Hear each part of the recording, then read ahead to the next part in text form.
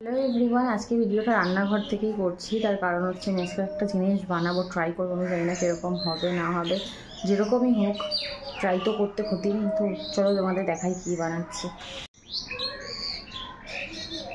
তো আজকে আমি বানাবো হচ্ছে প্যাটিস।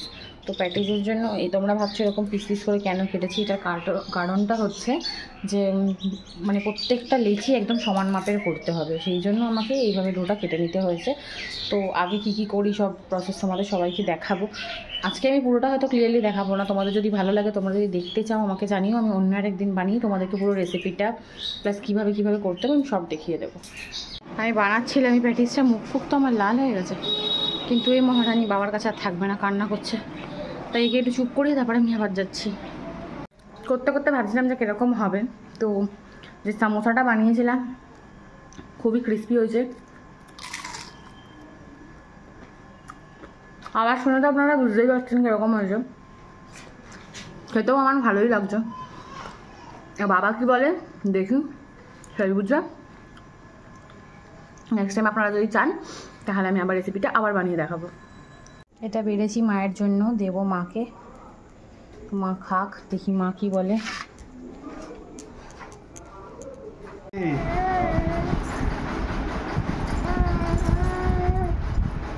তুমি কে? তুমি কে? তুমি সোনা মা? তুমি সোনা মা? একটু ঘুমাই, একটু ঘুমাই, একটু ঘুমাই, একটু ঘুমাই, একটু ঘুমাই। চশমা দাও, চশমা দাও, চশমা দে। এমনি চশমাটা বেঁকিয়ে দিচ্ছিস তুই, আর একটা অবস্থা দেখো না, মার খাবে দেখো, লাতি লাতি খাচ্ছে তাও দাঁড়িয়ে আছে। একটু ভালোবাসো, একটু ভালোবাসো।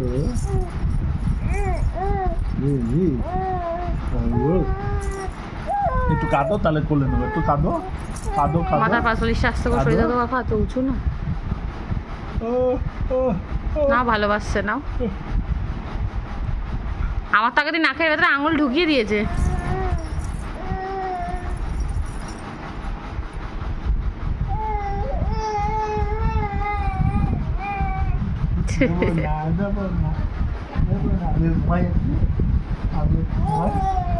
ঘুম পাড়াও, একটু ঘুম পাড়াও।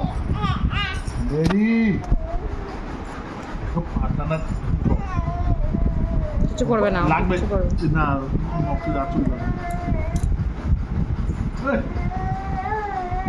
উড়িয়ে পাগল মেয়ে। টাটা চিনি, টাটা।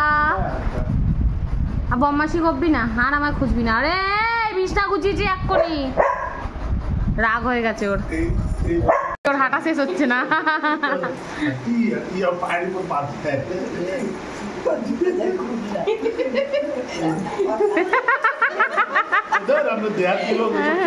চিনি গট হার নিউ শুজ। দিদি পায়ে শুয়েছিল। মেরি ডাউন, মেরি ডাউন।